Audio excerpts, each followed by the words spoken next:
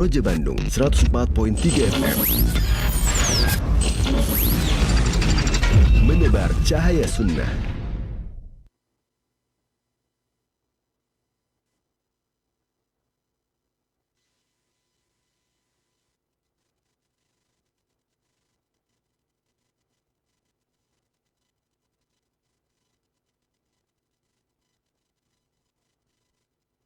Simak Radio Roja Bogor 100.1 FM, Radio Roja Majalengka 93.1 FM, Radio Roja Palu 101,8 FM, dan Radio Roja Bandung 104.3 FM. Menebar cahaya sunnah.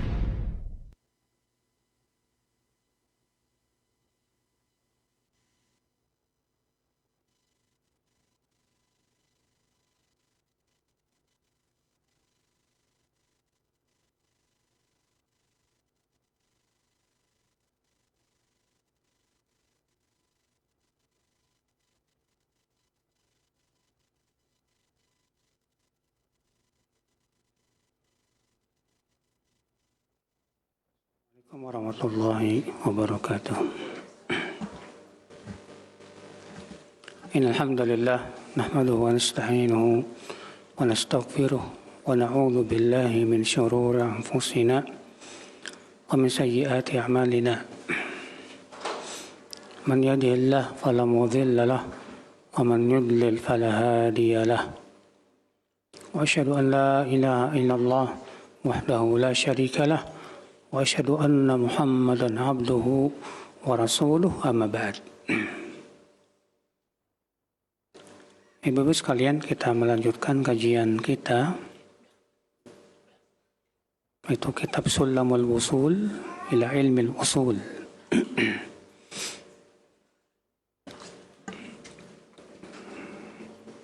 Kemarin kita menyebutkan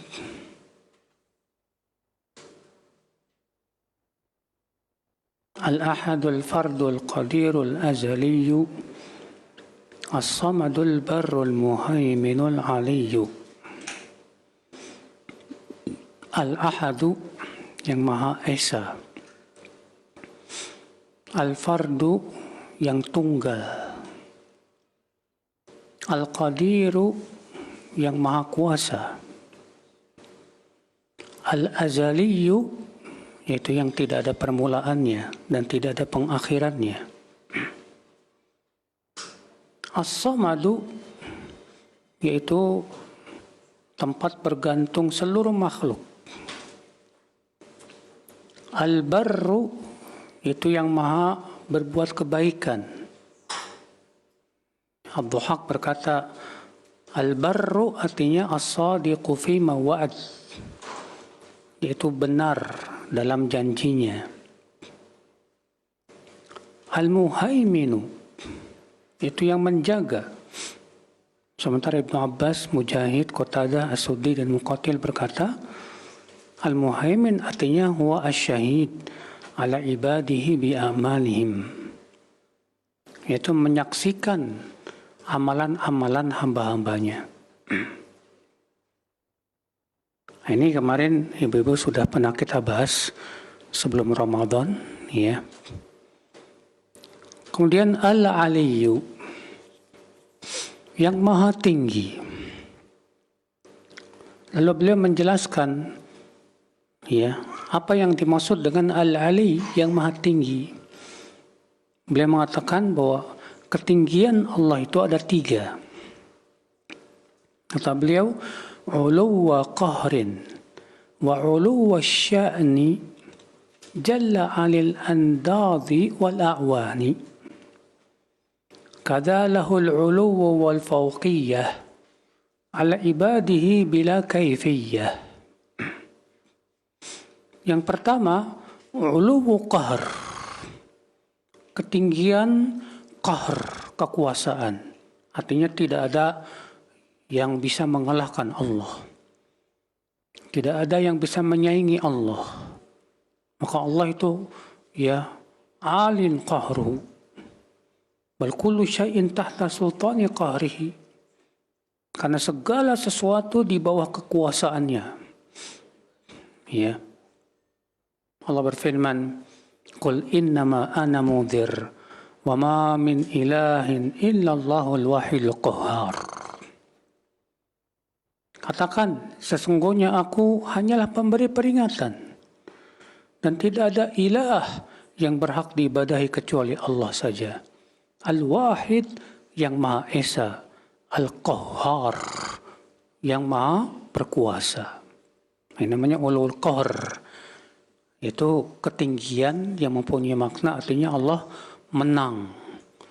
Tidak ada yang mampu mengalahkan Allah, tidak ada. Yang kedua, wa uluwus sya'ni, itu tinggi ya urusannya. Maksudnya apa? Artinya ta'ala an jami'in naqaisi wal uyubi al munafiyati li ilahiyatihi wa rububiyatihi. Tinggi kedudukannya artinya, tinggi urusannya artinya Allah tinggi dari seluruh kekurangan-kekurangan dan aib yang meniadakan ilahiyahnya Allah. Ya. Artinya Allah tidak memiliki aib. Allah tidak punya kekurangan, ibu-ibu sekalian. Yang ada adalah kesempurnaan bagi Allah Subhanahu wa taala. Ini macam ketinggian yang kedua. Yang ketiga, kadzalahul uluwu wal fauqiyah. Demikian pula Allah disifati zatnya tinggi di atas seluruh makhluk. Ya. Ala ibadihi bila kaifiyah, tinggi di atas hamba-hambanya, makhluk-makhluknya, dengan tanpa kita bertanya caranya bagaimana, kita tidak boleh bertanya. Karena hanya Allah yang Maha tahu, ibu-ibu sekalian. Ya. Dan Allah tinggi zatnya, ibu-ibu, ditunjukkan oleh dalil yang sangat banyak sekali. Sampai bahkan Ibnu Qayyim ya menyebutkan bahwa dalil yang menunjukkan Allah berada di atas itu lebih dari 1000 dalil. Dan beliau sebutkan dalam kitab beliau itu yang bagus, yang berjudul Ijtima' al-Juyush al-Islamiyah. Ya. Ketinggian Allah ditunjukkan oleh Ibu, pertama Al-Quran. Yang kedua hadis yang sahih. Yang ketiga ijma' para salafus saleh. Adapun Al-Quran banyak. Di antaranya Allah mengatakan Ar-Rahman wa 'alal arsy istawa. Ar-Rahman beristiwa di atas arasy. Imam Malik ditanya tentang ayat ini, Ibu. Ar-Rahman 'alal arsy istawa. Kaifa istawa? Kata orang ini, bagaimana tata cara beristiwanya? Apa kata Imam Malik? Jawaban yang luar biasa, yang isinya kaidah.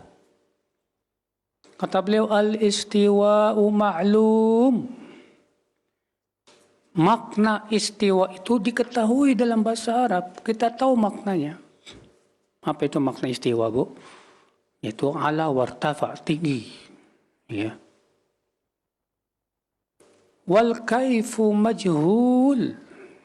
Cara bagaimana Allah istiwanya tidak diketahui.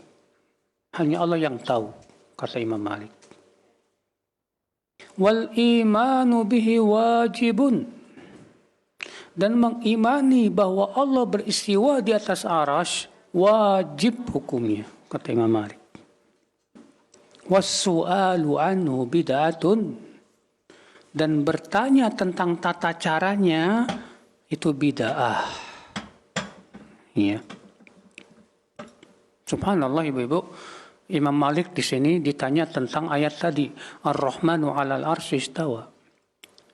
Orang ini mempertanyakan tata cara istiwanya Allah bagaimana. Tapi subhanallah, dijawab oleh Imam Malik dengan kaidah. Ya. Yaitu bahwasanya pertama wajib kita mengimani Allah beristiwa di atas arsy. Yang kedua wajib mengimani bahwa ayat-ayat sifat itu, Bu, maklumul makna, maknanya bisa dipahami, diketahui. Ya. Yang ketiga, wajib diimani, Bu, ya, bahwa tata caranya kita tidak tahu. Itu tafwid al-kaifiyah. Kita serahkan caranya kepada Allah Subhanahu wa taala, kita tidak tahu. Ya. Kaidah yang keempat kata Imam Malik apa? Haram hukumnya mempertanyakan tata cara sifat Allah Subhanahu wa taala. Kita tidak tahu. Kewajiban kita imani aja udah. Bahwa Allah beristiwa di atas arsy, selesai. Caranya bagaimana? Ya kita tidak tahu, hanya Allah yang Maha tahu. Iya. Karena Allah, ya wajib kita yakini Ibu, Allah itu tidak mungkin serupa dengan hamba-hambanya. Gak mungkin sama. Nah ini Ibu sekalian. Di antara dalil bahwa Allah berada di atas. Allah berfirman, Allahul ladzi khalaqas samawati wal ard. Ya, wa ma bainahuma fi sittati ayyam, thumma istawa 'alal 'arsy. Allah yang telah menciptakan langit dan bumi. Dan apa yang ada pada di antara langit dan bumi dalam 6 hari. Kemudian Allah beristiwa di atas arsy. Ya. Tidak boleh kata-kata istiwa ala di sini dimaknai artinya menguasai seperti yang dilakukan oleh kaum Asy'ariyah dan yang lainnya. Kenapa? Karena tegas Allah mengatakan Allah yang menciptakan langit dan bumi dan apa yang ada pada keduanya dalam 6 hari. Kemudian Allah beristiwa di atas arsy. Kalau maknanya menguasai, artinya apa, Bu? Kemudian Allah menguasai arsy. Berarti apa dong? Berarti sebelum Allah menciptakan langit dan bumi, itu arsy belum dikuasai oleh Allah. Ya. Maka tidak boleh makna istawa dimaknai dengan istaula, menguasai. Karena kata para ulama ahli bahasa, istaula, menguasai itu disebut istaula kalau ada lawan. Ya. Kalau ada lawan, kita kuasai, baru disebut istaula. Sementara Allah tidak ada lawan. Nah ini Bapak sekalian. Di antara dalil dari Al-Quran, bahwa Allah berada di atas. Allah berfirman, Inna anzalnahu fi lailatul qadar. Sesungguhnya kami yang telah menurunkan Al-Quran di malam Lailatul Qadar. Lihat Bu, kami yang telah menurunkan Al-Quran. Yang namanya menurunkan dari mana ke mana, Bu? Yang namanya menurunkan itu dari atas ke bawah. Ya. Berarti Allah berada di mana dong? Di atas. Karena Allah mengatakan sesungguhnya kami yang telah menurunkan Al-Quran. Menurunkan. Di antara dalilnya, Bu, ya, Allah menyebutkan tentang Isra Mi'rajnya Rasulullah sallallahu alaihi wasallam. Allah mi'rajkan Rasulullah ke langit untuk bertemu dengan siapa? Allah. Di mana Rasulullah SAW bertemu di setiap langitnya dengan para nabi. Bertemu dengan malaikat Nabi Ibrahim di langit yang ke-7. Terus Rasulullah naik sampai ke Sidratul Muntaha. Naik lagi sampai ke tempat yang terdengar padanya suara pena. Naik lagi terus sampai bertemu dengan Allah. Bukankah itu menunjukkan bahwa Allah berada di atas? Iya. Di antara dalil dari Al-Quran, Bu, bahwa Allah berada di atas, Allah Subhanahu wa ta'ala menyebutkan bahwa para malaikat naik kepadanya. Allah berfirman, ta'rujul malaikatu warruhu ilaihi fi yawmin kana miqdaruhu 50,000 sanah. Para malaikat dan ruh, yaitu malaikat Jibril, naik kepada Allah, ya, dalam waktu yang sama dengan 50.000 tahunnya kalian. Ya. Dalam satu hari yang sama dengan 50.000 tahun. Allahu Akbar. Allah mengatakan malaikat dan malaikat Jibril naik kepada Allah. Berarti Allah berada di mana, Bu? Yang namanya naik tuh dari mana ke mana? Ya dari bawah ke atas. Ya. Di antara dalil juga dari Al-Quran. Allah menyebutkan bahwa ucapan yang baik naik kepada Allah dan amalan saleh itu Allah angkat. Allah berfirman, ilaihi yas'adul kalimut tayyib wal amalus salihu yarfa'uh. Kepada Allah lah ucapan-ucapan yang baik itu naik. Dan amalan saleh Allah mengangkatnya. Yang namanya mengangkat itu dari mana ke mana, Bu? Dari apa? Dari bawah ke atas. Berarti itu menunjukkan Allah berada di mana? Berada di atas. Ya. Bahkan ibu-ibu, Fir'aun minta kepada si Haman supaya dibangunkan mercusuar yang tinggi, ibu-ibu. Apa kata Fir'aun kepada Haman? Ya Haman, ibni li sorha, la'alli attali'u ila ilahi Musa. Ya. La'alli ablughul asbab as-samawati fa'attali'a ila ilahi Musa wa inni la'adhunnuhu kadhiba. Wahai Haman, bangunkan untukku sebuah mercusuar yang sangat tinggi, supaya aku bisa naik ke langit. Dan aku bisa melihat Tuhannya Musa. Dan aku yakin Musa itu dusta. Lihat, Bu, Fir'aun menyuruh si Haman untuk membuat apa? Sebuah mercusuar yang tinggi. Katanya biar bisa melihat Tuhannya Musa. Kenapa Fir'aun ngomong begitu? Pasti Nabi Musa mengabarkan bahwa Allah berada di mana? Di langit, di atas. Maka Fir'aun berkata kepada Haman, tolong bangunkan untukku sebuah mercusuar yang tinggi. Biar aku bisa melihat langsung Tuhannya Musa itu. Lalu Fir'aun berkata apa? Wa inni la'adhunnuhu kadhiba. Dan aku yakin Musa itu dusta.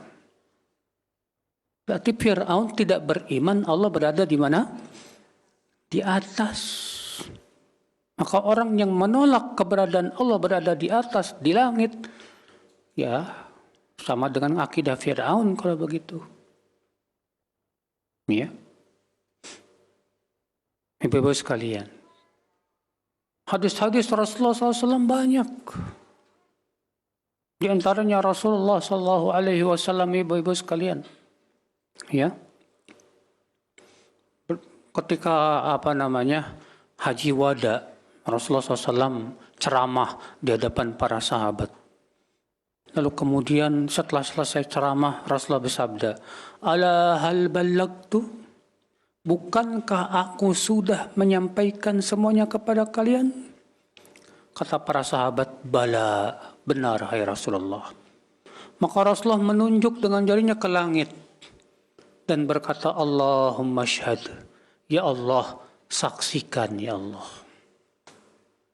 Bukankah itu menunjukkan bahwa Allah berada di atas? Dalam riwayat Muslim, Rasulullah SAW bertanya kepada seorang budak wanita milik seorang sahabat. Apa kata Rasulullah kepada budak wanita ini? Aina Allah, di mana Allah? Kata budak wanita ini, Bu, fis sama, Allah berada di langit. Man ana, siapa aku? Kata budak wanita ini, anta Rasulullah, engkau Rasulullah. Apa kata Rasulullah, Bu? A'tiqha fa innaha mu'minah. Merdekakan wanita ini, karena sesungguhnya dia seorang budak yang mukminah, yang beriman. Subhanallah. Ya, ditanya oleh Rasulullah wanita ini, Bu, di mana Allah? Jawabannya tepat, padahal dia budak. Sementara di zaman sekarang banyak orang yang gelarnya profesor, doktor, ditanya di mana Allah nggak tahu. Ada yang mengatakan Allah berada di mana-mana, ada yang mengatakan Allah berada di hati. Ternyata budak wanita ini, Bu, ditanya oleh Rasulullah SAW, Aina Allah, di mana Allah? Apa kata budak wanita ini? Qalat fis sama, di langit. Ya. Apa kata Rasulullah? Merdekakan dia. Dia wanita yang mukminah. Masya Allah. Maka dari itulah ibu-ibu, ini keyakinan Ahlussunnah wal Jamaah. Para sahabat semua meyakini Allah berada di atas arsy. Ini dia Zainab bintu Jahash berbangga bahwa dirinya dinikahkan oleh Allah langsung dari langit ketujuh. Apa kata Zainab bintu Jahash? Zawwajakunna ahlikunna wa zawwajani Allah min fawqi sab'i samawat. Kalian dinikahkan oleh keluarga oleh wali-wali kalian. Sedangkan aku, kata Zainab, dinikahkan langsung oleh Allah dengan Rasulullah dari langit yang ketujuh sana. Iya. Demikian para ulama, Bu, dari zaman sahabat, tabi'in, tabi'ut, tabi'in, sebagaimana disebutkan oleh Al-Imam Az-Zahabi dalam kitab beliau Al-Ulu, ya, dan mukhtasornya. Dan beliau menyebutkan banyak sekali para ulama yang menyatakan bahwa ini ijma', bahwasanya Allah beristiwa di atas arsy dengan istiwa yang sesuai dengan keagungannya. Hanya Allah yang Maha tahu bagaimana caranya. Dan secara fitrah, ya, manusia pun mengakui, Bu, bahwa Allah itu berada di atas. Buktinya ketika ibu berdoa, ibu mengangkat tangan kemana? Ke atas. Hati ibu ketika berdoa menghadap ke atas. Nggak ada ibu misalnya berdoa ke bawah gini atau ke samping gini. Nggak. Semua menghadap ke atas. Ya. Bahkan orang awam pun, Bu, mereka punya akidah yang benar. Sering kali kita mendengar orang awam berkata begini, ya, yang di atas. Selalu bilang begitu, yang di atas. Ya. Nah ini ibu-ibu sekalian. Jadi ini keyakinan Ahlussunnah wal Jamaah. Maka orang yang mengingkari, ya, uluwallah, ketinggian Allah di atas makhluknya, ini adalah firqah-firqah yang menyimpang, firqah-firqah yang tersesat, ibu. Karena bertabrakan dengan Al-Quran, hadis, ijma', ya, bahkan bertabrakan dengan fitrah manusia itu sendiri. Kita lanjutkan, ibu-ibu.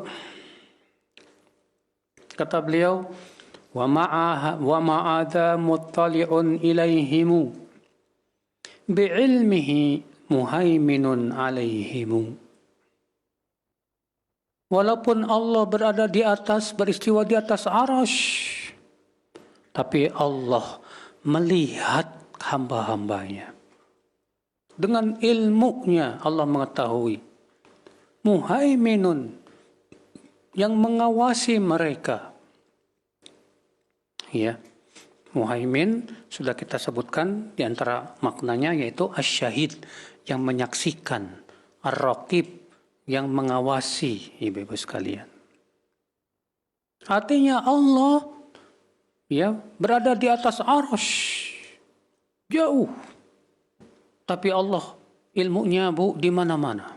Allah tahu perbuatan hambanya yang ada di bumi. Itu menunjukkan akan kesempurnaan ilmu Allah, ibu. Allah mengawasi perbuatan mereka. Allah menyaksikan tingkah laku mereka. Allah tahu. Ya.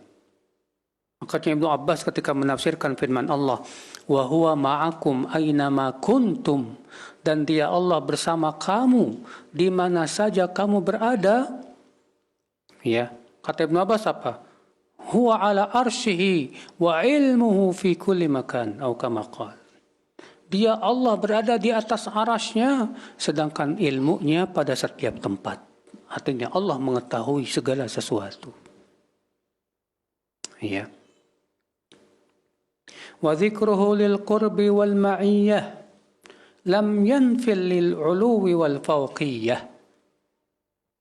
Dan Allah menyebutkan bahwa Allah dekat, tidak meniadakan, ya. Dan Allah menyebutkan dalam Al-Quran bahwa Allah dekat dan bahwa Allah bersama hamba-Nya. Tidak meniadakan ketinggian Allah dan tidak meniadakan bahwa Allah berada di atas. Ya. Karena kan ada ayat-ayat yang menunjukkan bahwa Allah itu dekat. Contohnya mana?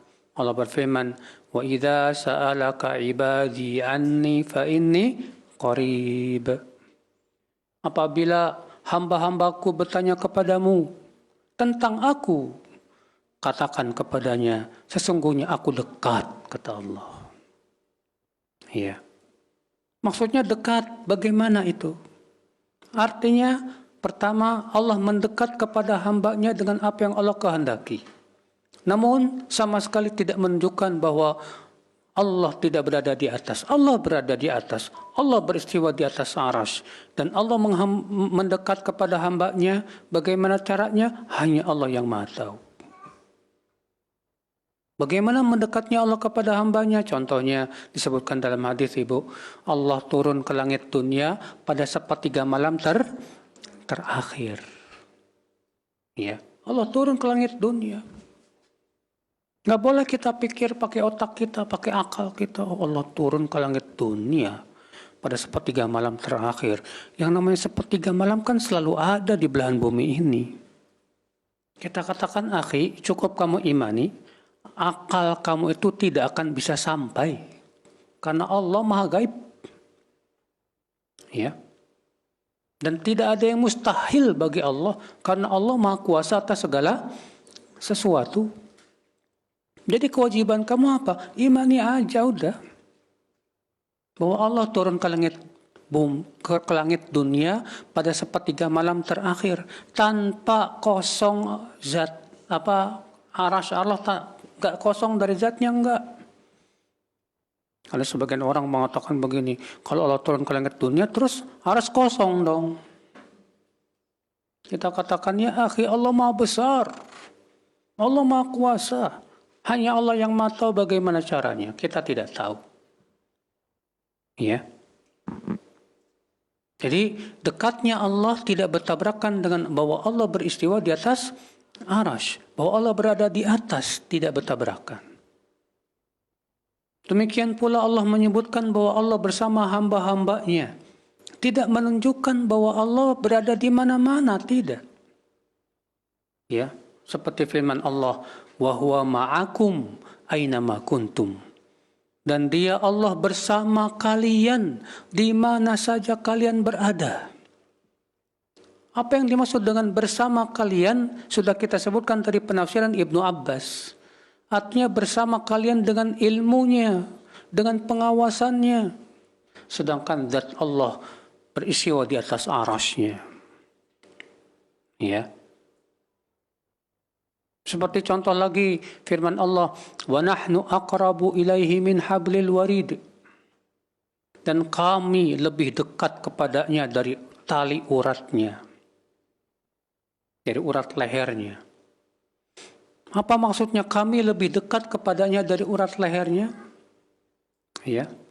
Ada dua penafsiran. Penafsiran pertama maksudnya para malaikat. Karena itu yang merupakan siyak atau redaksi ayat sebelumnya dan setelahnya.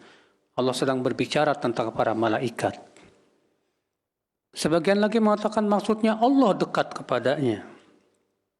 Ya, maksudnya yaitu dengan ilmunya dan pengawasannya. Sebagaimana itu ditafsirkan Ibnu Abbas dalam menafsirkan firman Allah tadi, wa huwa ma'akum aina ma kuntum. Nah ini Ibu-ibu sekalian. Ya.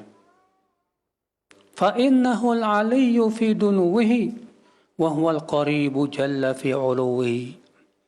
Karena Allah Maha tinggi. Ya, ketika Allah mendekat hamba-Nya. Artinya Allah tetap tinggi. Dan Allah dekat ya kepada hamba-hambanya, padahal dia Allah maha tinggi berada di atas arasnya. Itu menunjukkan ibu akan kekuasaan Allah yang luar biasa, ibu-ibu sekalian. Ya. Ini keyakinan Ahlussunnah wal Jamaah, ibu-ibu, bahwa Allah tinggi di atas seluruh makhluknya. Allah beristiwa di atas arasnya. Bukan berarti Allah butuh aras, tidak sama sekali. Kalau Allah berada di atas aras, apakah berarti Allah butuh pada aras? Tidak. Seperti halnya kita katakan awan di atas bumi. Apakah awan butuh bumi? Ya enggak. Ya. Kita lanjutkan ibu-ibu, kata beliau, hayyun wa qayyum la yanamu wa jalla an yusbihahul anamu. Hayyun, yang maha hidup. Ya. Hayyun, yang maha hidup, yang tidak akan pernah mati. Karena kehidupan Allah sempurna, beda dengan kehidupan makhluk. Kalau makhluk kehidupannya enggak sempurna. Makhluk kehidupannya ditimpa kematian, ditimpa sakit. Sedangkan Allah hidupnya sempurna. Allah tidak ditimpa ngantuk, tidak ditimpa tidur, tidak sakit, tidak mati. Ya, Allah kekal kehidupannya selama-lamanya, Bu. Ya. Qayyum, apa itu qayyum, Bu? Yaitu yang berdiri sendiri dalam mengurus makhluk-makhluknya. Ya, qayyum itu artinya yang berdiri sendiri, yang bersendirian dalam mengurus makhluk-makhluknya, di mana Allah tidak butuh siapapun, nggak butuh kepada bantuan makhluk-makhluknya, nggak. Itu namanya qayyum. Justru semua makhluk butuh kepada Allah Subhanahu wa Ta'ala. Makanya Allah mengatakan dalam ayat kursi apa, Bu? Allahu la ilaha illa huwal hayyul qayyum. Allah yang tidak ada ilah yang berhak diibadahi kecuali Dia saja. Dia Hayy yang maha hidup. Dia Qayyum yang berdiri sendirian dalam mengurus makhluk-makhluknya. Lalu Allah menjelaskan dalam ayat kursi itu, Bu, la ta'khudhuhu sinatu wala naum. Allah tidak ditimpa sinah, ngantuk, wala naum, tidak pula ditimpa tidur, menunjukkan akan kesempurnaan hidup Allah, Bu. Ya. Lahu ma fis samawati wa ma fil ard. Milik Allah lah semua yang ada di langit dan di bumi. Yang menunjukkan, Ibu, akan qayyumiyahnya Allah. Man dzal ladzi yashfa'u 'indahu illa bi'idnih. Siapa yang bisa memberi syafaat di sisi Allah kecuali dengan izin Allah. Artinya tidak ada siapapun yang bisa memberikan syafaat kecuali dengan izin Allah Subhanahu wa Ta'ala. Beda kalau manusia di dunia, Bu. Kalau di dunia, ibu memberi syafaat buat teman ibu kepada orang lain tanpa harus minta izin sama orang lain, nggak masalah. Tapi di hari kiamat nggak ada orang yang bisa memberi syafaat kecuali dengan izin Allah. Ya. Man dzal ladzi yashfa'u 'indahu illa bi'idzni. Ya'lamu ma baina aydihim wa ma khalfahum wa la yuhituna bi syai'in min 'ilmihi illa bima syaa'. Allah mengetahui apa yang ada di hadapan dan di belakang mereka, yang menunjukkan akan kehidupan Allah yang sempurna. Ya. Dan mereka tidak bisa meliputi ilmu Allah sedikit pun kecuali dengan apa yang Allah kehendaki. Wasi'a kursiyyuhu samawati wal ardh. Dan kursi Allah meluasi langit dan bumi. Bayangkan, Bu, langit dan bumi ini saja sangat besar sekali. Ternyata kursi Allah lebih luas dari langit dan bumi. Wasi'a kursiyyuhu samawati wal ardh wa la ya'uduhu hifdhuhuma. Dan tidak berat bagi Allah untuk menjaga keduanya, untuk menjaga langit, bumi, kursi, arsy, enggak berat bagi Allah. Ya. Wa huwal aliyyul azim. Dan Allah yang maha tinggi, lagi maha azim, yang maha besar, maha agung, ibu-ibu sekalian. Ya. Itu dia Allah Qayyum. Qayyum itu yang mengurus ya makhluk-makhluknya sendirian. Allah tidak butuh makhluk, justru makhluk butuh kepada Allah Subhanahu wa taala. La yanam, Allah tak pernah tidur. Beda dengan manusia. Manusia butuh tidur. Kenapa, Bu? Karena manusia lemah. Karena manusia lemah butuh istirahat. Sedangkan Allah dia tidak lemah. Allah tidak butuh istirahat. Wa jalla an yushbihahul anamu, dan maha agung Allah untuk menyerupai manusia. Artinya tidak mungkin Allah serupa dengan manusia, Bu. Dalam sifat-sifatnya enggak mungkin. Ya. Persamaan nama tidak mengharuskan persamaan hakikat. Contoh, manusia melihat, Allah melihat. Apakah berarti gara-gara sama-sama melihat jadi sama?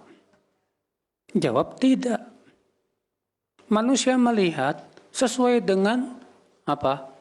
Selayaknya manusia yang lemah. Allah melihat Allah sesuai dengan keagungannya, kebesaran dan kesempurnaannya. Ya, jangan hanya gara-gara sama-sama melihat jadi disamakan semuanya, salah. Manusia punya dua tangan. Allah pun disifati punya dua tangan. Allah berfirman, bal yadahu mabsuutatan. Justru dua tangan Allah terbuka. Apakah hanya gara-gara sama-sama punya tangan, kita katakan berarti tangan Allah sama dengan tangan manusia? Yang enggak. Manusia punya tangan sesuai dengan sifat manusianya. Dan Allah punya tangan sesuai dengan keagungannya. Kita tidak tahu bagaimana tangan Allah Subhanahu wa taala, Bu.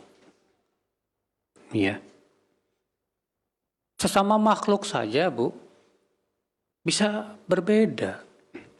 Manusia melihat, elang melihat. Penglihatan elang dengan manusia sama nggak, Bu? Beda. Elang itu bisa disebutkan bisa melihat tikus dari jarak 3 mil. Bu. Sementara manusia kekuatan untuk melihat, ya melihatnya cuma berapa? Elang tuh bisa 3 kali lipat penglihatan manusia, bahkan lebih. Ya. Gajah kuat, semut kuat. Apakah sama kekuatan gajah dengan semut? Ya beda dong. Allah maha kuat, manusia pun disebut kuat. Apakah berarti sama? Tidak. Kekuatan Allah ya super dahsyat, hanya Allah yang maha tahu. Sedangkan manusia kekuatannya sesuai dengan sifatnya sebagai manusia yang lemah. Ya. Jadi ibu-ibu perhatikan ini. Sebatas sama nama tidak menunjukkan sama apa? Hakikat, ibu-ibu. Ya. Kata beliau, la tablughul awhamu kunha dhatihi wa la yukayyiful hija sifatihi. La tablughul awhamu, pikiran kita tidak akan sampai untuk memikirkan kunha dhatihi, bagaimana zat Allah. Ya. Enggak bisa kita mikirin, coba. Jangan jauh-jauh lah mikirin zatnya Allah, Bu. Ibu pernah nggak melihat jempolnya iblis? Nggak pernah kan? Ibu pernah melihat tangannya iblis? Nggak pernah kan? Bisa nggak ibu menggambarkan kepada saya bagaimana bentuk tangannya iblis? Nggak bisa, Ustaz, soalnya belum pernah ketemu. Hah? Malaikat, ibu pernah lihat sayap malaikat? Apakah sayap malaikat sama dengan sayap burung? Kayaknya sama. Dari mana? Ya nggak tahu sih. Saya nggak pernah ngeliat malaikat soalnya. Sesuatu yang kamu tidak pernah lihat, kamu bisa pastikan? Ya nggak bisa. Sekarang malaikat saja yang kita yakini ada, makhluk, kita tidak bisa membayangkan bagaimana bentuk rupa mereka. Bisa membedakan? Ya. Kita nggak tahu. Apalagi Allah yang maha gaib, yang lebih gaib daripada malaikat, lebih gaib daripada para jin dan setan. Ya, kita tidak bisa, pikiran kita tidak akan bisa sampai ke sana, Bu. Kalaupun ibu membayangkan, yang terbayang pasti sifat makhluk. Contoh misalnya, kalau ibu mendengar ayat, justru dua tangan Allah terbuka. Wah, Allah punya dua tangan. Lalu ibu bayangkan, yang terbayang tangan siapa? Tangan manusia, tangan makhluk pasti, Bu. Iya.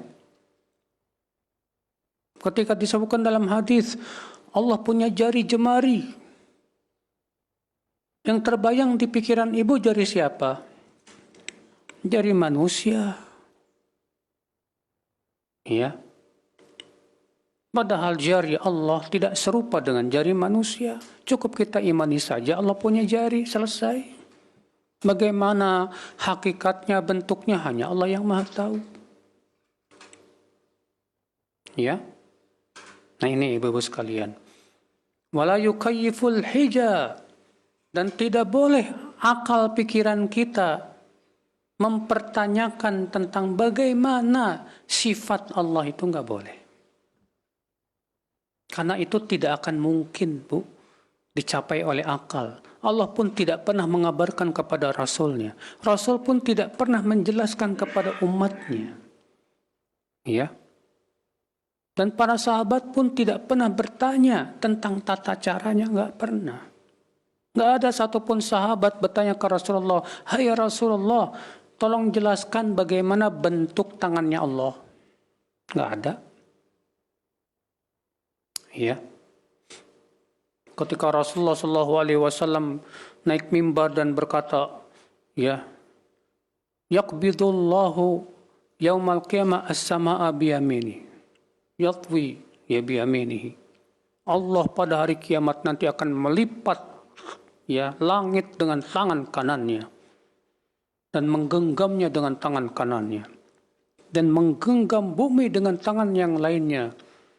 Lalu Rasulullah SAW menggenggam sambil berkata, lalu Allah berfirman, "Ainal Malik?" Di mana raja-raja dunia itu? Ya, Anal Malik, akulah raja di hari ini. Para sahabat nggak nanya, "Ya Rasulullah, tangannya Allah itu bentuknya kayak gimana?" Nggak ada para sahabat nanya. Mereka cukup mengimani saja. Ya. Tidak ada satupun para sahabat bertanya ke Rasulullah. Ketika Rasulullah SAW mengabarkan Allah tertawa kepada dua orang. Yang satu membunuh yang lain, dua-duanya masuk surga. Yang satu berjihad di jalan Allah, lalu ia terbunuh. Pembunuhnya masuk Islam, berjihad, terbunuh lagi. Maka Allah tertawa kepada dua orang itu. Nggak ada sahabat yang bertanya ke Rasulullah, "Hai Rasulullah, bagaimana cara tertawanya Allah?" Nggak ada. Makanya Imam Malik tegas mengatakan, mempertanyakan tentang tata cara sifat Allah bid'ah. Ya, bid'ah. Gara-gara mempertanyakan sifat Allah dan memikirkan dengan akal, akhirnya terjadilah penyimpangan, Bu. Akhirnya ada orang yang menolak Allah berada di atas arasy. Gara-gara itu mempertanyakan tentang caranya. Gara-gara mereka memikirkan dengan akal dan membayangkannya. Lalu mereka mengatakan, nggak mungkin Allah berada di atas. Kalau Allah berada di atas berarti Allah butuh tempat. Ya. Kalau Allah butuh tempat berarti Allah makhluk dong. Tuh lihat. Gara-gara dia bayangkan Allah, lalu dia samakan dengan makhluknya. Kalau dia beriman bahwa Allah berada di atas dan Allah tidak butuh kepada apapun, udah cukup dia imani, mudah. Nah ini Bapak sekalian, rahimani wa rahimakunallah. Kita lanjutkan Bapak sekalian. Baqin fala yafna wala yabidu wala yakunu ghairu ma yuridu. Baqin, Allah kekal. Fala yafna, tidak akan fana. Wala yabidu, tidak akan hancur. Allah kekal, Bu, tak akan pernah ya fana dan tidak akan hancur. Ya. Wala yakunu ghairu ma yuridu, dan tidak mungkin terjadi sesuatu di luar ya kehendak dan keinginan Allah, nggak mungkin. Artinya nggak mungkin sesuatu itu terjadi padahal Allah tidak menghendaki terjadi, nggak mungkin. Semua yang terjadi di langit dan di bumi sampai hari kiamat, semua Ibu dengan kehendak dan keinginan Allah Subhanahu wa taala. Ya.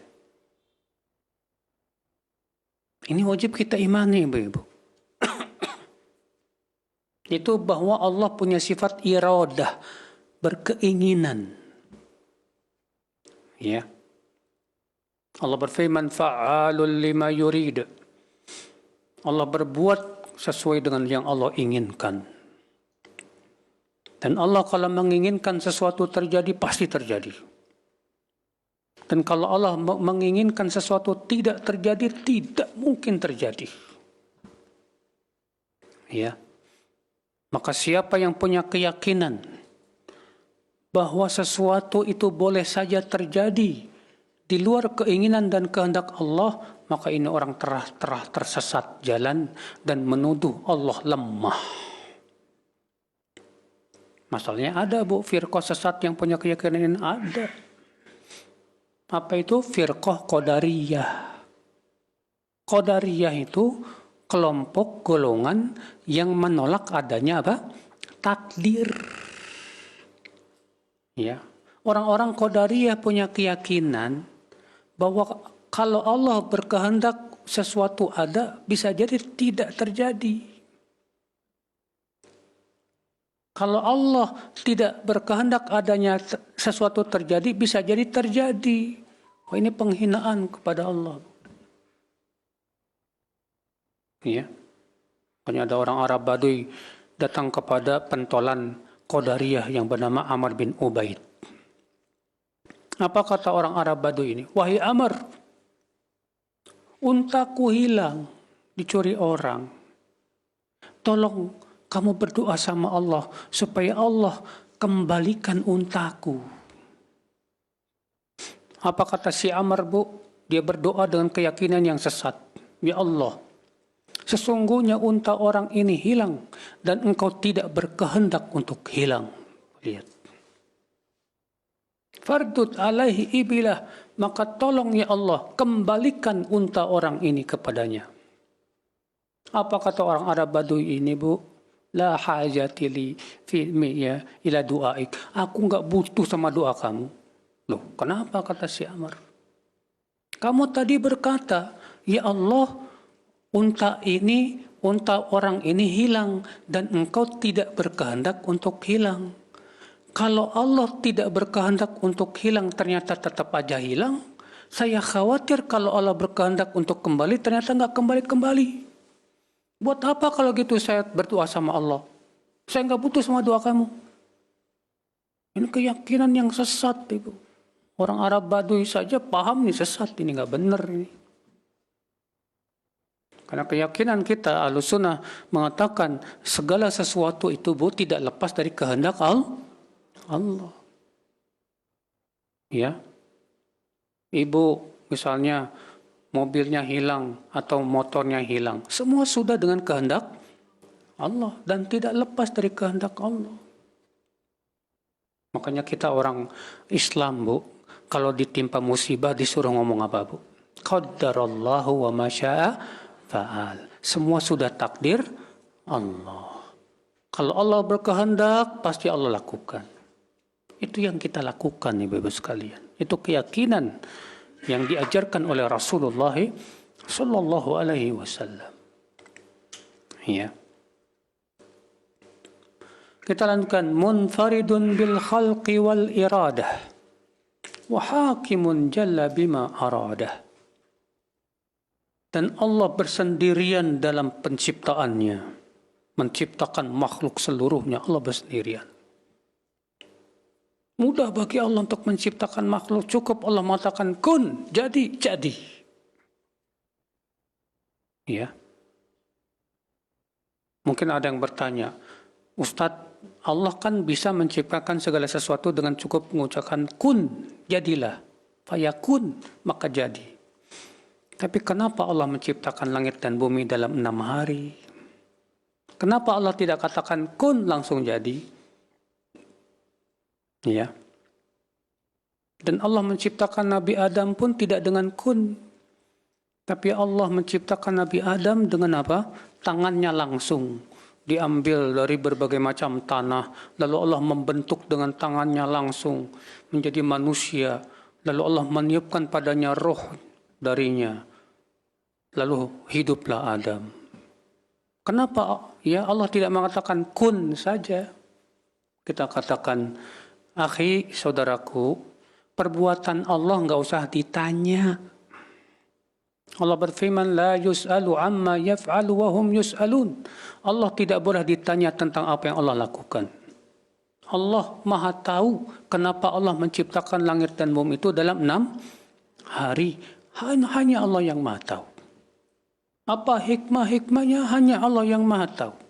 Sedangkan kita makhluk, kita nggak tahu. Ya, adabnya kita kepada Allah bahwasanya Allah mempunyai hikmah-hikmah yang agung.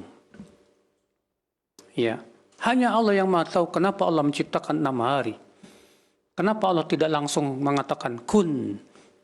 Ya, padahal Allah sangat mampu untuk menciptakan itu dengan kata kun, langsung jadi. Nah ini Ibu sekalian.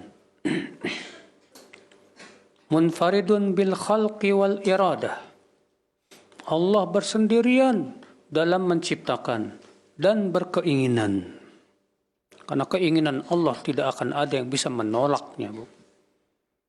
Allah kalau berkeinginan sesuatu, bahwa sesuatu itu ada, pasti terjadi. Tidak akan ada orang yang bisa menolak. Kalau Allah menginginkan ibu kaya, pasti kaya. Nggak ada orang yang bisa mencegah. Kalau Allah menginginkan ibu miskin, pasti miskin. Tidak ada orang yang bisa mencegah. Kalau Allah menginginkan untuk memberi hidayah kepada seseorang, pasti dapat hidayah. Tidak akan ada yang bisa menyesatkannya. Ya. Karena kehendak Allah dan keinginan Allah nafidzah, pasti terjadi. Makhluk tidak akan ada yang bisa menolaknya. Karena Dia Maha Kuasa atas segala sesuatu. Wa hakimun jalla bima aradah. Dan Allah itu hakim. Ya, dalam keinginannya. Artinya tidak boleh ada ibu yang protes dengan ketentuan Allah. Karena ketentuan Allah semua adil. Allah tidak pernah zalim. Ya, wala yadhlimu rabbuka ahada. Dan Rabbmu tidak pernah menzalimi siapapun. Allah berfirman juga, wa ma ana bidhallamin lil abid. Dan aku tak pernah menzalimi hamba-hambaku. Ya. Maka semua hukum Allah adil. Ya. Semua hukum Allah penuh dengan hikmah. Walaupun terkadang manusia tidak mengerti dari hukum-hukum Allah Subhanahu wa taala itu. Karena manusia hanya diberikan oleh Allah ilmu sedikit saja, Bu. Allah berfirman, wa ma utitum minal ilmi illa qalila. Tidaklah kalian diberikan ilmu kecuali sedikit saja, kata Allah Subhanahu wa taala. Ya. Kita lanjutkan kata beliau, "Faman yasha' waffaqahu bifadlih, wa man yasha' adallahu bi'adlih." Siapa yang Allah kehendaki untuk diberikan hidayah, Allah berikan dia taufik. Tapi itu semua karunia Allah.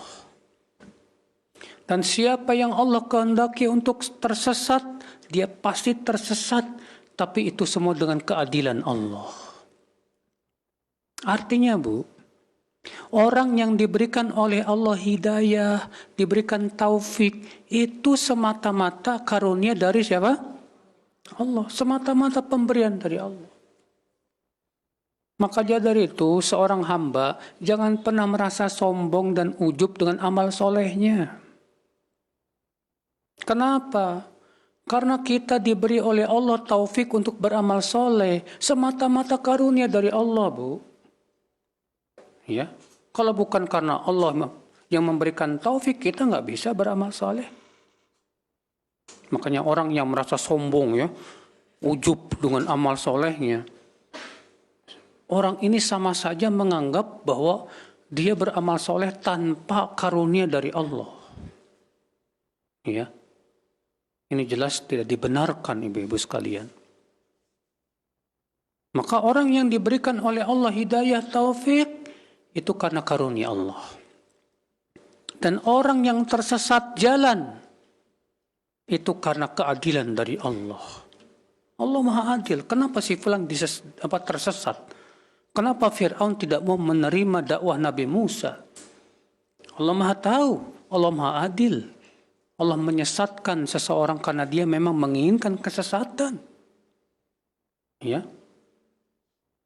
Orang ini menginginkan kesesatan dan tidak menginginkan hidayah. Maka Allah sesatkan dia. Nasallallahu salamata wal afiyah. Wa minhumu syaqiyyu was-sa'idu wa dha muqarrabun wa dha taridu. Maka di antara manusia itu ada yang celaka masuk neraka, Bu. Ada lagi yang bahagia masuk surga. Ada lagi manusia yang didekatkan kepada Allah karena ketakwaan dan ketaatannya. Dan ada lagi manusia, ibu-ibu, yang diusir dari rahmatnya karena apa? Karena dia lebih senang memaksiatinya dan durhaka kepadanya. Ya. Lihikmatin balighatin qadaha. Semua itu dengan hikmah yang luar biasa yang telah Allah tentukan. Yastaujibul hamda ala iqtidaha, yang mengharuskan kita memuji Allah terhadap semua perbuatannya. Artinya Allah memberikan taufik kepada si hamba, memberikan hidayah, semua karena karunia Allah. Dan Allah menjadikan si fulan tersesat, semua dengan keadilan Allah. Semua ada hikmah yang sangat luar biasa, hanya Allah yang Maha tahu. Nah ini ibu-ibu sekalian ya. Jadi kewajiban kita mengimani ini semuanya ibu-ibu sekalian. Baik, saya kira cukup sampai di sini ibu-ibu. Kita buka tanya jawab dan mohon pertanyaannya dengan tulisan ya.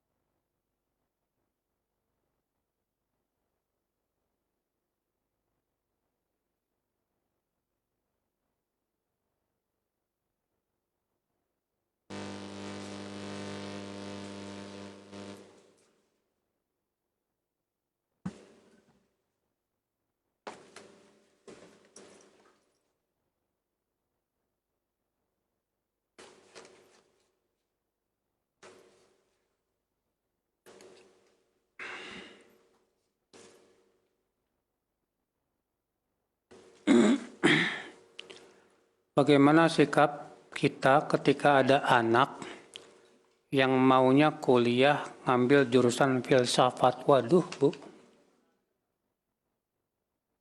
Para ulama semua sepakat ijma, haram hukumnya belajar ilmu filsafat.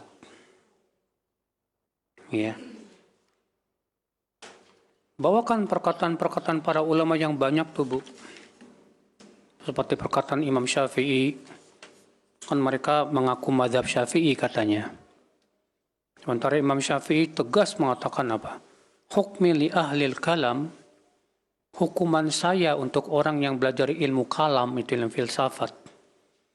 Dia itu diarak sambil dipukul dengan pelepah kurma. Sambil dikatakan, ini hukuman buat orang yang belajar ilmu kalam. Sampai Imam Asy-Syafi'i berkata apa? La'am yubtalal abdu bikulli dzambin siwa syirk. Ya. Khairun lahu min an yubtala bi'ilmil kalam. Seseorang melakukan semua dosa selain syirik, itu lebih ringan dibandingkan dia belajar ilmu kalam, ilmu filsafat. Karena ilmu filsafat itu merusak akidah, Bu. Ya. Filsafat itu merusak akidah, merusak akal. Karena hakikat filsafat itu hanya berbicara tentang Allah, tentang kehidupan akhirat dengan akal-akalan saja, Bu. Ya, kewajiban kita berbicara tentang Allah, tentang akidah itu berdasarkan wahyu. Ya. Selama ini kalau sholat Isya, alhamdulillah selalu tepat waktu. Karena selesai sholat Maghrib lanjut dzikir dan baca Quran. Alhamdulillah. Sekali waktu karena capek saya ketiduran dan terbangun pas adzan subuh. Jika saya mau mengqadha sholat Isya, apakah dilakukan setelah sholat ba'da Isya? Mohon penjelasannya. Rasulullah bersabda dalam hadis yang diriwayatkan Abu Daud dan yang lainnya dengan sanad yang sahih, man nama alis sholati au nasiyaha falyusalliha idza dzakaraha. Siapa yang tertidur dari sholat atau lupa, maka hendaklah ia mengerjakan sholat tersebut saat dia ingat. Saat dia apa? Ingat. Jadi ketika ibu baru bangun pas Isya, pas subuh, ya, ketiduran dari sholat Isya, maka ibu sholat Isyanya setelah selesai melaksanakan sholat apa? Subuh. Ya. Atau misalnya ibu sholat Isya dulu, baru setelah itu sholat subuh, itu yang lebih bagus supaya tertib. Ya. Itu yang lebih bagus. Ya, karena Allah menyuruh kita tertib.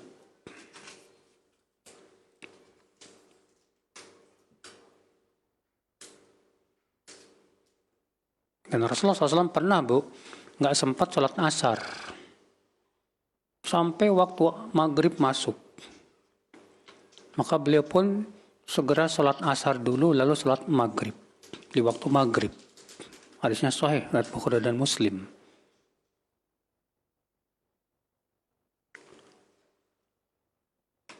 Waktu itu karena sibuk perang, ya. Tapi kemudian setelah itu disyariatkan sholat khauf.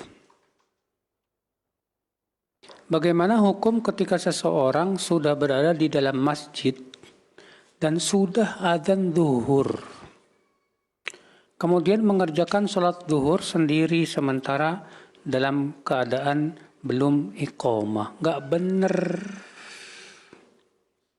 Orang sudah dalam masjid, sudah adzan zuhur, sholat sendiri, nggak benar. Ya. Kalau sudah berada di dalam masjid dan sudah adzan, maka tidak boleh pulang sampai ia sholat bersama imam. Sampai sholat bersama imam.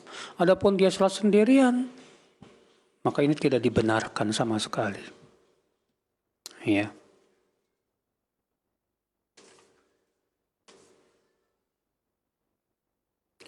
Bagaimana caranya membelajarkan anak-anak yang sudah dewasa bahwa semua yang terjadi pada kita sudah ditakdirkan oleh Allah sejak sebelum kita lahir, sehingga kita ridho atas sesuatu yang menimpa kita. Sebetulnya Bu, manusia itu punya fitrah bahwa segala sesuatu sudah ditakdirkan. Jadi cukup kita katakan kepada anak ketika misalnya anak ibu kena musibah, sakit misalnya. Bilang ke anak, semua sudah takdir nak, kewajiban kita ridho dan ketentuan Allah. Ya, jadi kita sampaikan di saat-saat yang tepat untuk kita sampaikan, Bu. Ketika si anak ini misalnya Ibu melakukan sudah menuntut, sudah belajar, nggak naik kelas. Maka ibu bilang ke anak, ya nak, kamu kan sudah berusaha belajar. Qadarullah kamu gak naik kelas, semua sudah takdir, gimana lagi? Sabar aja. Ya. Nah begitu Bu, cara mengajarkannya. Jadi pas kita sampaikan pada saat waktu-waktunya yang tepat. Ya.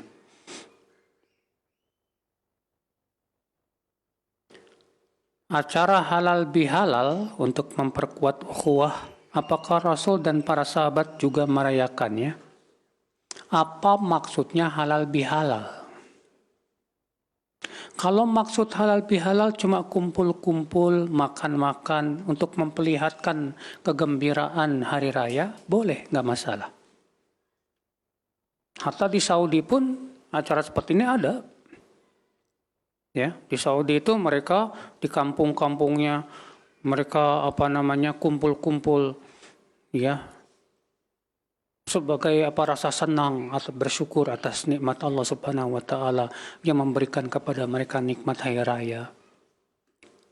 Sebatas seperti itu boleh, nggak masalah. Tapi kalau maksudnya halal bihalal ini ada ritual-ritual tertentu yang tidak ada contohnya dari Rasulullah SAW, maka ini tidak dibenarkan. Iya.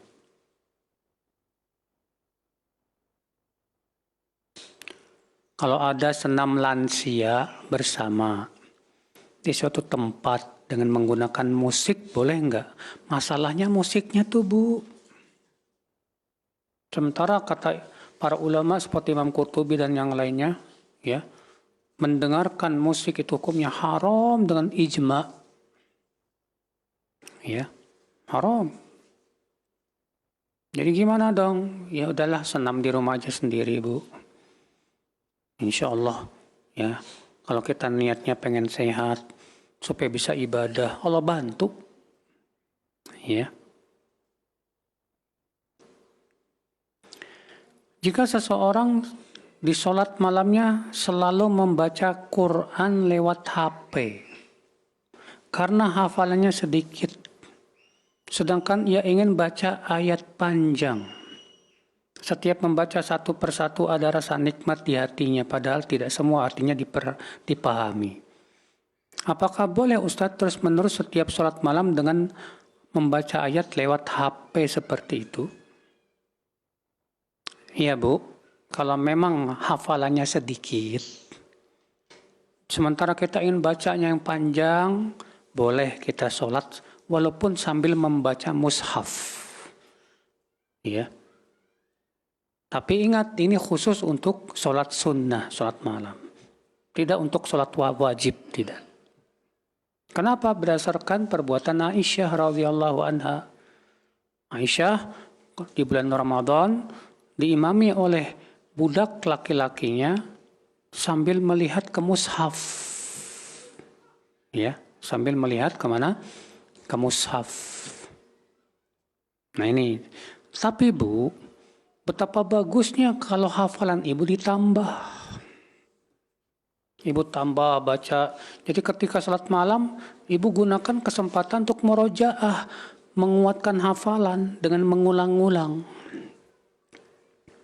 Ya. Nah itu Ibu.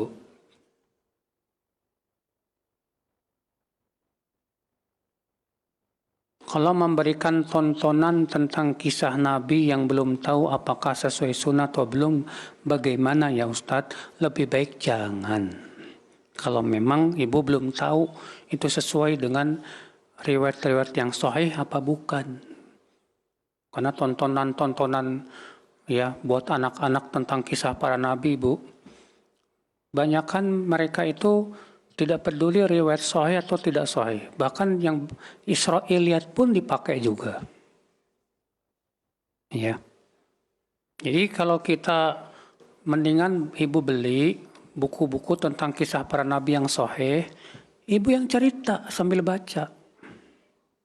Ibu ceritakan ke anak sambil baca. Ya. Itu bagus, Ibu. Supaya si anak itu tahu tentang kisah para nabi, tapi riwayatnya benar, sahih. Bebas dari riwayat yang lemah, bebas dari riwayat yang ya Israiliyat, ya. Begitu, Ibu.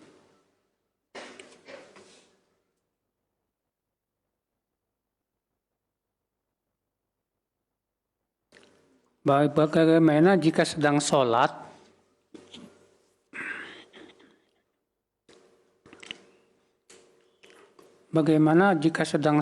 belum 1 rakaat, lalu azan, apakah dilanjutkan atau berhenti? Maksudnya sholat apa ini, Bu? Sholat sunnah. Kalau ibu sedang sholat sunnah lalu dikumandangkan azan, lanjutkan. Ya, lanjutkan.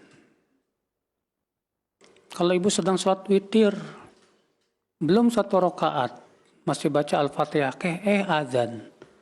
Apakah dilanjutkan? Lanjutkan.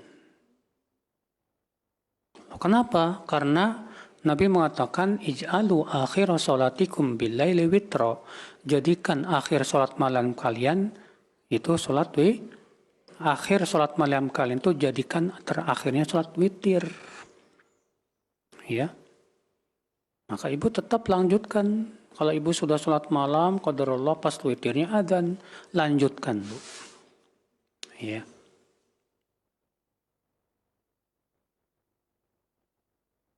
Baik, sepertinya sudah tidak ada yang bertanya ini. Kalau tidak ada lagi yang bertanya, kita tutup. Subhanakallah bihamdik. Asyhadu an la ilaha illa anta astaghfiruka wa atubu ilaik. Wassalamualaikum warahmatullahi wabarakatuh.